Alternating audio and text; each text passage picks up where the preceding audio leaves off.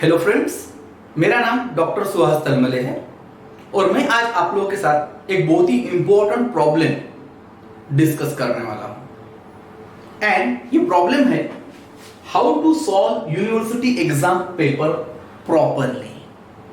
हम सब लोग बहुत बार यूनिवर्सिटी के एग्जाम के पॉइंट ऑफ व्यू से बहुत अच्छा प्रिपेयर करते हैं और बहुत अच्छा प्रिपेयर करने के बाद बहुत बार पेपर में भी अच्छा लिख कर आते हैं, लेकिन हम लोग जब मार्कशीट हमारे हाथ में आती है हमारी, तो मार्क्स बहुत कम होते हैं और हम लोग सोच में पड़ जाते हैं कि हमने ऐसा क्या किया है कि हमें मार्क नहीं मिल रहे। फिर हम लोग सोचते हैं कि हमारी किस्मत में कुछ प्रॉब्लम है, बट ऐसा नहीं है।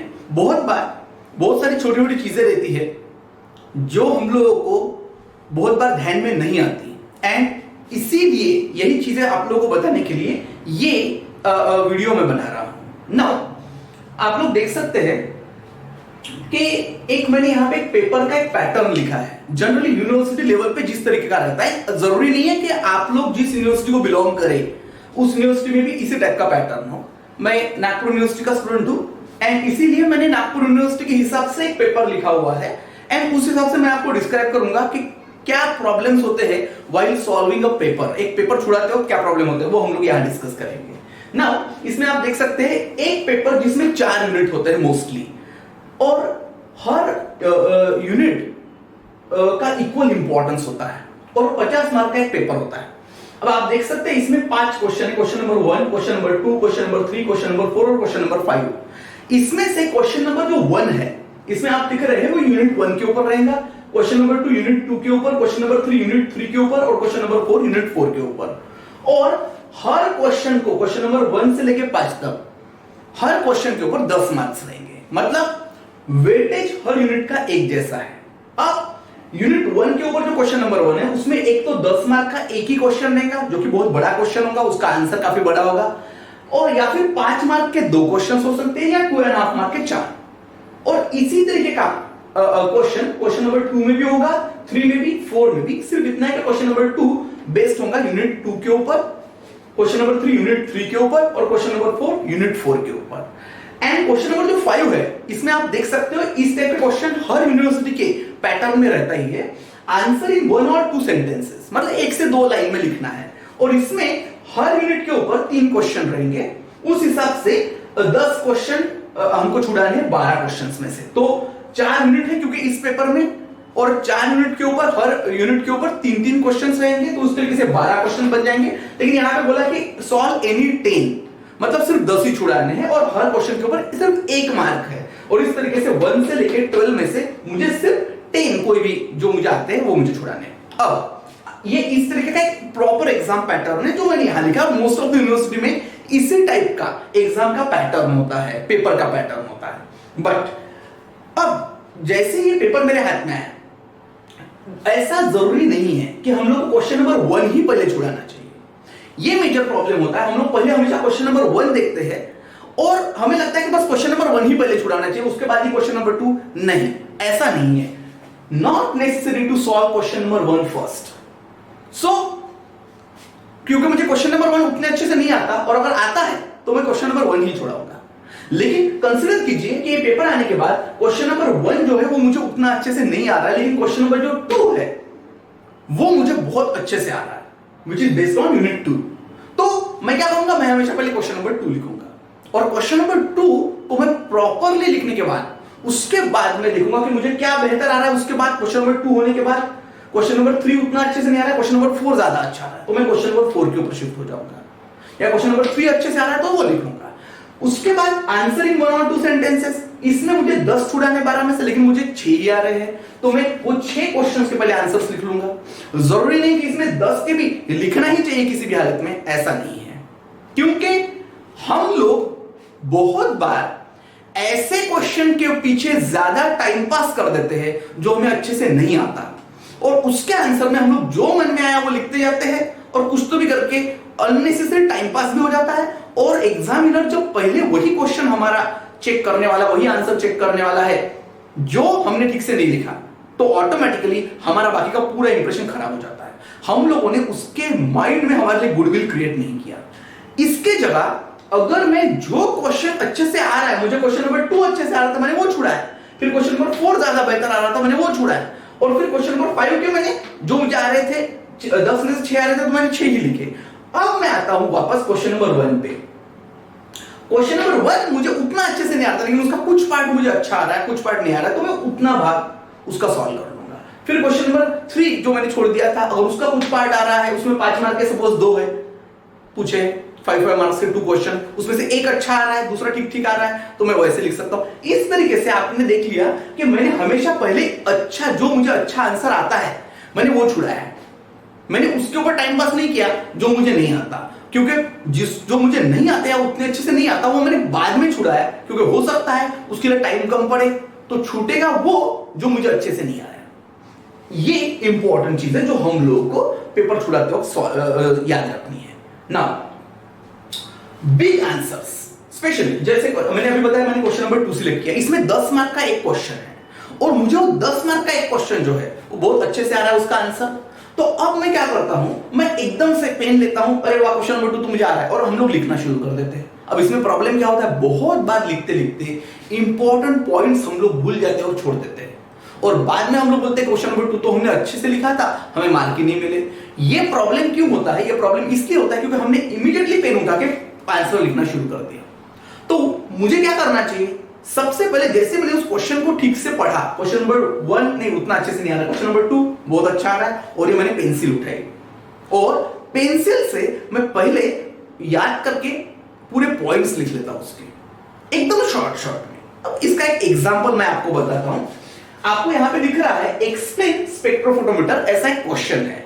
क्योंकि मैं बायोकेमिस्ट्री का स्टूडेंट हूं इसलिए मुझे ये और ये बायोकेमिस्ट्री, बायोटेक्नोलॉजी, माइक्रोबायोलॉजी, केमिस्ट्री और इवन इंजीनियरिंग वालों को भी ये स्पेक्ट्रोफोटोमीटर का यूज रहता है, इसलिए मैंने ये एक ऐसा क्वेश्चन ढूंढा है। अब एक्सप्लेन स्पेक्ट्रोफोटोमीटर ऐसा अगर कोई 10 मार्क का अगर कोई क्वेश्चन आ जाता है मुझे, अब 10 मार्क का है तो डेफिनेटली बड़ा है, उसके ऊपर मार्क्स ज्यादा, वेटेज ज्यादा है, तो मैं क्या कर रहा हूं, एकदम स्टार्ट करने से अच्छा है सबसे पहले मैं उसके पॉइंट्स लिख लेता हूं।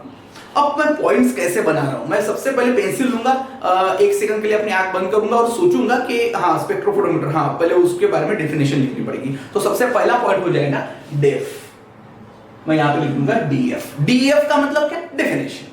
फिर सेकंड पॉइंट, हाँ स्पेक्ट्रोफोटोमीटर में क्या होता है, सोर्स होता है लाइट का, तो मैंने यहां पे क्या लिखा आपको दिख रहा है SOU, मैं पूरा नहीं लिख रहा हूं सोर्स, SOURC पूरा नहीं लिख रहा हूं, मैं सिर्फ SOU, फिर एरो दिया। फिर उसके बाद मुझे लिखना है वेवलेंथ सिलेक्टर के बारे में, तो यहां पे दिख रहा है आपको मैंने लैम्बडा का सिंबल निकाला है, लैम्बडा सिंबल है वेवलेंथ का, तो पूरा वेवलेंथ सिलेक्टर पूरा लिखने से अच्छा है लैम्बडा सेल, इसका मतलब है वेवलेंथ सिलेक्टर। फिर सैंपल होल्डर होता है उसमें, फिर उसके बाद उसमें डिटेक्टर होता है, आपको दिख रहा है मैं होल्डर नहीं लिखा, मैंने सिर्फ होल्ड लिखा, डिटेक्टर की जगह डेट लिखा DET, और यहाँ पे एम्पलीफायर होता है उसको मैंने सिर्फ AM लिखा है। अब आपको दिख रहा है कि मेरे आंसर के मेन पॉइंट्स रेडी हो गए, लेकिन सोर्स के अंदर यूवी लाइट का भी सोर्स होता है, विजिबल लाइट का भी सोर्स होता है, तो मैंने यहाँ यूवी लिख लिया, विजिबल लिख लिया, विजिबल को भी मैंने VIS लिखा है। हाइड्रोजन लैंप और ड्यूटेरियम लैंप ऐसे 2 आते हैं यूवी लाइट में, और सोर्स में टंगस्टन और कार्बन आर्क ऐसे आते हैं। फिर वेवलेंथ सिलेक्टर में फिल्टर आता है, मोनोक्रोमेटर आता है, और ग्रेटिंग आता है। आपको दिख रहा है मैंने कैसे सिर्फ पॉइंट्स बना लिए। होल्डर में ग्लास का भी हो सकता है, क्वार्ट्ज का भी हो सकता है, तो मैंने यहाँ G लिखा, यहाँ Q लिखा। ग्लास का जनरली सर्कुलर होता है और क्वार्ट्ज का जनरली रेक्टेंगुलर होता है, आपको दिख रहा है मैंने रेक्टेंगल और सर्कल निकाल लिया। तो मैं क्या कर रहा हूं, सिमिलरली डिटेक्टर 3 टाइप के होते हैं, photovoltaic cell, tube, photo tubes और फोटो मल्टीप्लायर, तो मैंने सिर्फ उतना लिख लिया। मैंने क्या किया है, मैंने पूरा 10 मार्क के क्वेश्चन के सारे पॉइंट्स 20 से 30 सेकंड में सिर्फ ऐसे 1 या 2 लाइन में लिख लिए हैं। अब मेरे सारे पॉइंट्स रेडी है, मुझे मालूम है सबसे पहले मुझे स्पेक्ट्रोफोटोमीटर लिखने के बाद सबसे पहले उसकी डेफिनेशन लिखनी है वो क्या है। तो नंबर 1 पॉइंट लिख लिया मैंने डेफिनेशन, नंबर 2 सोर्स, और सोर्स में ये सारे पॉइंट्स में एक के बाद एक एक्सप्लेन करते जा रहा हूं, और इस तरीके से मेरे आंसर में आप पहले से लेकर आखिर तक पूरे पॉइंट्स आ जाएंगे। मैं एक भी पॉइंट मिस नहीं करूंगा, क्योंकि मेरी आंखों के सामने पेंसिल से मैंने लिख कर रखे हैं पॉइंट सारे, और पॉइंट नंबर 1 हाँ लिखो, पॉइंट नंबर 2 लिखो, पॉइंट नंबर 3 एक्सप्लेन करो, पॉइंट नंबर 3 पूरा एक्सप्लेन करके हो गया, फिर मैं टर्न करूंगा, अच्छा पॉइंट नंबर 4 ये है। तो इस तरीके से मेरे सारे पॉइंट्स मेरी आंखों के सामने रेडी है, और मैं सिर्फ उनको एक करके चूज करूंगा और एक्सप्लेन करूंगा। अदरवाइज अगर मैंने ऐसा नहीं किया रहता, मैं डायरेक्टली लिखना शुरू कर दूंगा, और शायद उसमें मैं ये वेवलेंथ सिलेक्टर लिखते लिखते फिल्टर भूल जाऊंगा या मोनोक्रोमेटर भूल जाऊंगा, अरे फिर वो तो लिखा ही नहीं, फिर वो हम लोग सबसे आखिरी में, कहीं अगर टाइम मिला तो सबसे आखिरी में क्वेश्चन नंबर वगैरह डाल के कुछ लिखने की कोशिश करते हैं। इन सब चीजों के कारण बहुत बुरा इंप्रेशन पड़ता है, क्योंकि पहले ये हमने 10 में से 10 मार्क का क्वेश्चन लिखने के लिखा था, लेकिन और हमें आता भी पूरा है, लेकिन कुछ इंपॉर्टेंट और अच्छे पॉइंट्स हम लोग मिस कर गए जो बहुत वेटेज रखते हैं, और वो मिस करने के कारण ऑटोमेटिकली यहां पे मुझे 10 के जगह 5 ही मिलेंगे, और बचा हुआ कुछ तो भी आंसर मुझे बाद में याद आया और मैंने बाद में कहीं लिखा, उसके ऊपर आधा मार्क मिल जाएगा। मतलब 10 में से जहां पे मुझे 9.5 या 10 मिल सकते थे, वहां पे मैं सिर्फ 5.5 मार्क ले रहा हूं, तो ऑटोमेटिकली हमारा स्कोरिंग कम हो जाता है। ये सबसे इंपॉर्टेंट चीज है, टू नोट पेंसिल से पॉइंट्स लिखना। अच्छा, लेकिन आंसर कंप्लीट होने के बाद ये पॉइंट्स मिटा देना रबर से, क्योंकि आपने सिर्फ यहाँ पे पॉइंट्स बनाए थे। आप पॉइंट्स की जगह ब्लॉक डायग्राम भी बना सकते हो। अगर आपने एक ब्लॉक डायग्राम बना दिया, बहुत सारे बड़े आंसर्स में हम लोग ब्लॉक डायग्राम या फिर फ्लो चार्ट टाइप एक चीज बनाते हैं, अगर वो बना दिया, उसको नहीं भी मिटाए तो भी कोई प्रॉब्लम नहीं होगा। सिर्फ इतना फ्लो चार्ट थोड़ा सिस्टमेटिक ड्रॉ करना पड़ता है, लेकिन अगर आपको लगता है कि इसमें फ्लो चार्ट वगैरह ड्रॉ करने की जरूरत नहीं है, तो सिंपली आप ऐसे पॉइंट्स लिख दो और बाद में जब अपना पूरा आंसर लिखकर हो गया, इसको मिटा दो फट से। कितना टाइम लगेगा? हार्डली 20 सेकंड या 30 सेकंड ये पूरे पॉइंट्स लिखने में लगेंगे। लेकिन अगर मैंने पॉइंट्स नहीं लिखे और डायरेक्ट आंसर लिखना शुरू किया, तो बीच बीच में मुझे जो याद करना पड़ेगा, अच्छा इसके बाद वो था, फिर उसके बाद क्या था, ये जो बीच बीच में एक तो आंसर की लिंक भी टूटती है, और दूसरा इंपॉर्टेंट चीज ये है कि इसमें सोचने में, याद करने में 10 मिनट चले जाएंगे। उसके जगह आंसर स्टार्ट करने के पहले 20 सेकंड या 30 सेकंड अगर मैंने दे दिए और ये मेरे पास पूरा रेडी हो गया, तो बीच के उधर के जो सोच सोच के लिखने के, याद कर करके लिखने के जो 10 मिनट है, वो मेरे बच जाते हैं। ये सोचने वाली बात है, और ये एक बहुत ही प्रॉफिटेबल चीज है। उसके बाद यूनिवर्सिटी एग्जाम में एक रूल है जो बहुत सारे लोगों को नहीं पता। हमेशा हमको डायग्राम पहले निकालनी चाहिए किसी भी आंसर में। अगर कहीं डायग्राम नहीं है तो बात और है, लेकिन जहां कहीं पे भी बड़े आंसर्स में डायग्राम का वेटेज बहुत ज्यादा रहता है, और हमें डायग्राम हमेशा पहले निकालनी है। क्यों? क्योंकि जब मैं डायग्राम निकालता हूं, प्रॉपरली उस डायग्राम का नाम नीचे लिखता हूं, और आपको दिख रहा है कि मैंने नेम को डबल अंडरलाइन किया है। डायग्राम का जब भी हम लोग नाम लिखते हैं नीचे, उसको डबल अंडरलाइन करना, ये हर यूनिवर्सिटी का रूल है।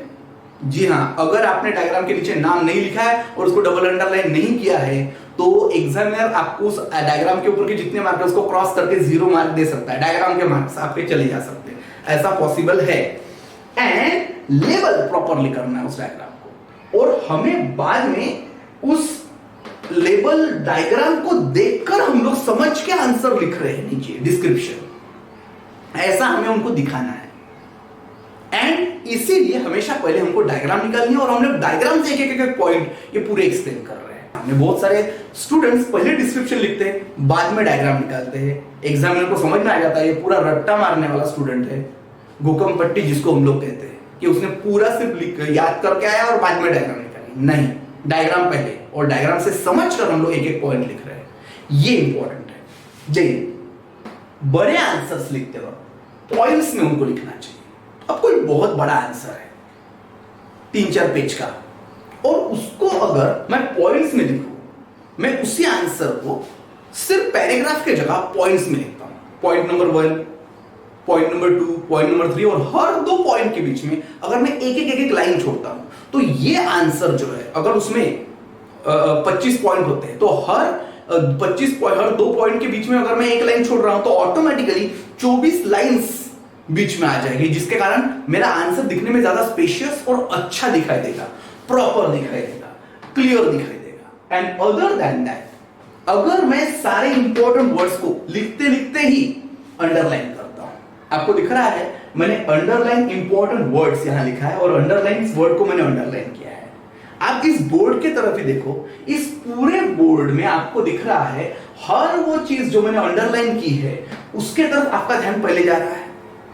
यही चीज हम लोगों को पेपर छुड़ाते वक्त भी करना है। जब मैं पेपर लिख रहा हूं, लिखते लिखते जितने भी इंपॉर्टेंट वर्ड्स है, मैं उनको अंडरलाइन करते हुए जाऊंगा, क्योंकि किसी भी यूनिवर्सिटी के लेवल की जो आंसर शीट होती है, उसमें सिर्फ पॉइंट्स लिखे रहते हैं।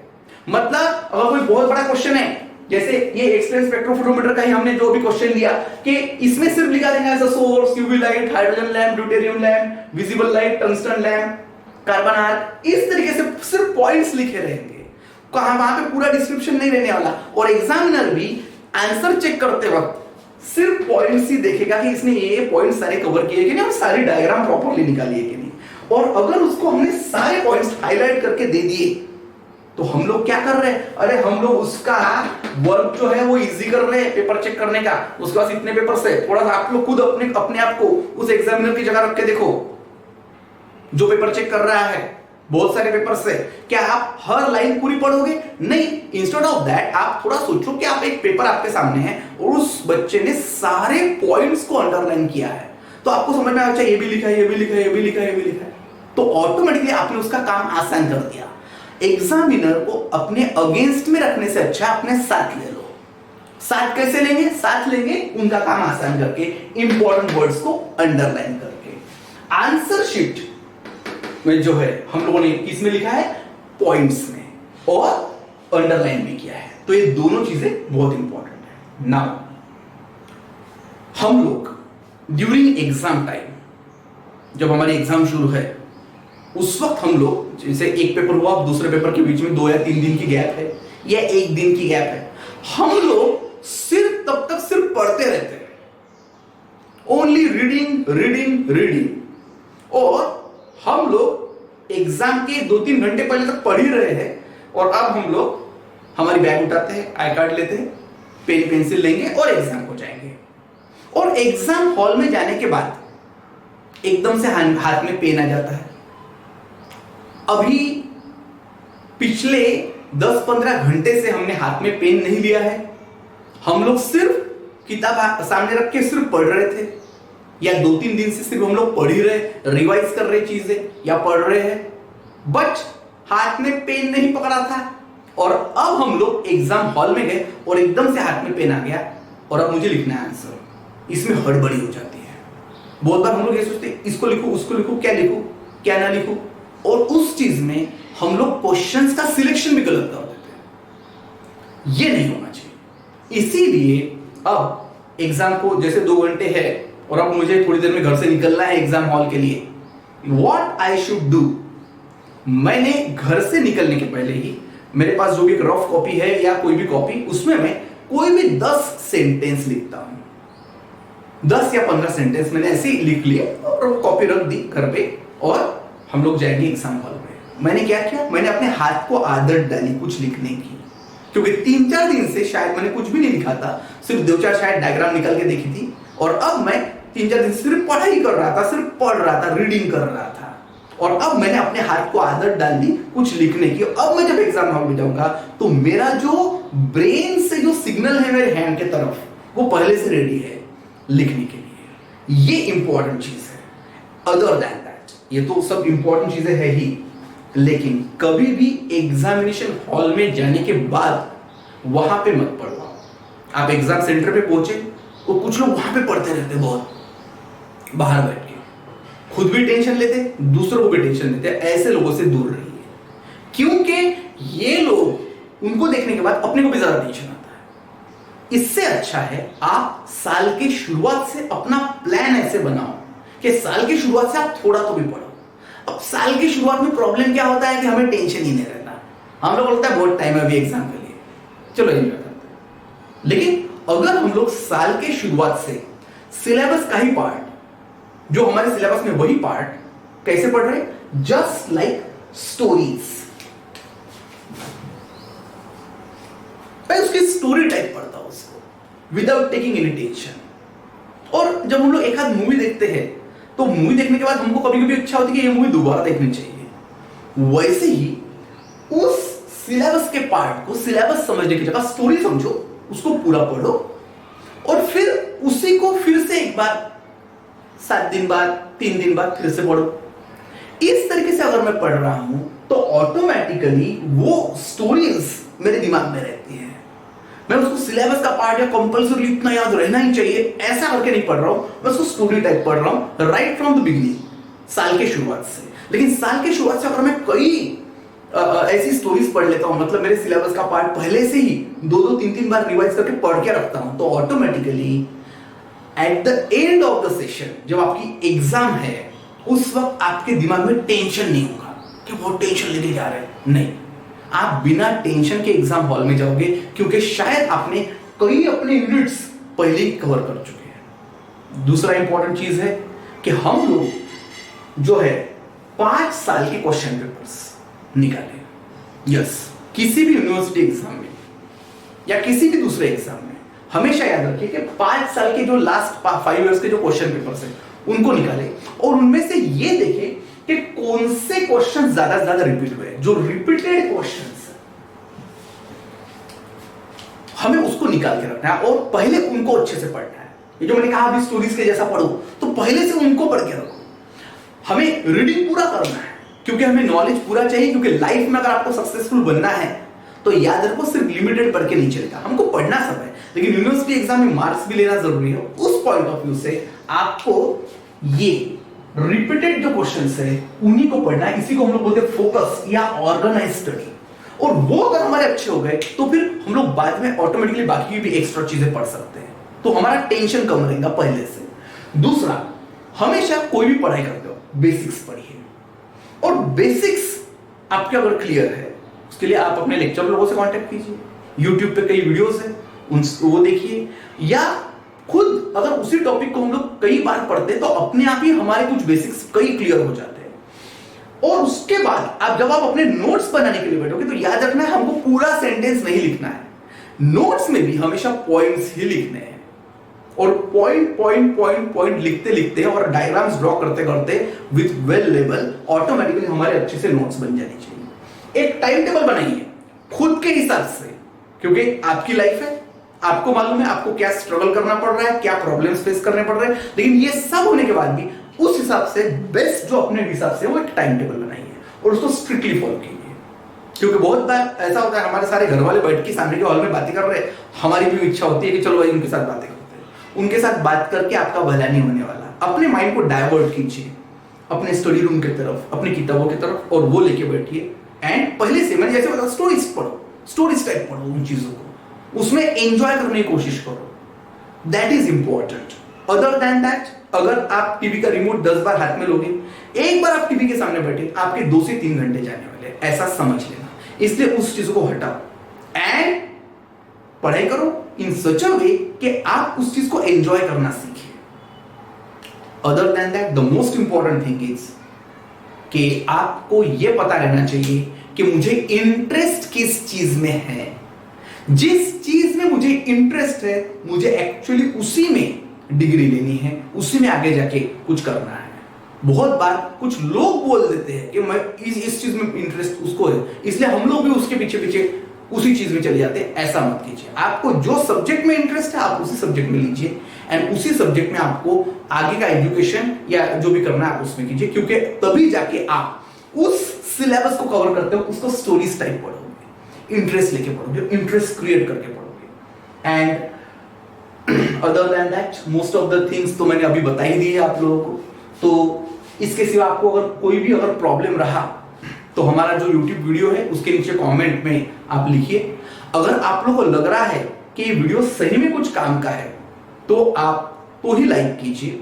अगर आपको नहीं लग रहा है कि ये काम का नहीं है तो बिल्कुल लाइक मत कीजिए, और अगर चाहे तो इसको सब्सक्राइब कीजिए, क्योंकि हम लोग बहुत इंपॉर्टेंट वीडियोस और इसमें अपलोड करने वाले हैं, एग्जाम पॉइंट ऑफ व्यू और career point of view also. एक छोटी सी बात जाते जाते बता देता हूं कि जिस चीज का जितना वेटेज है उसको उतना ही वेटेज दीजिए। एग्जाम्पल क्वेश्चन नंबर 5 जिसके हम लोग बात कर रहे थे, आंसरिंग 1 और 2 सेंटेंस।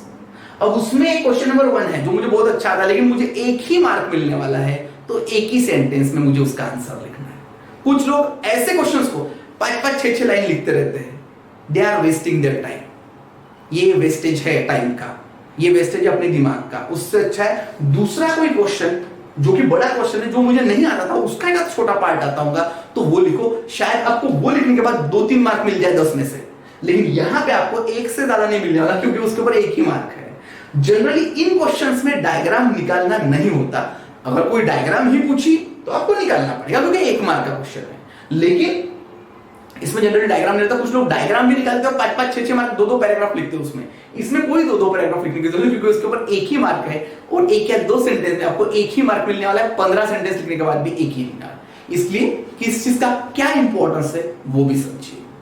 अगर आपको ये वीडियो पसंद आया है तो ही सब्सक्राइब कीजिए। Thank you.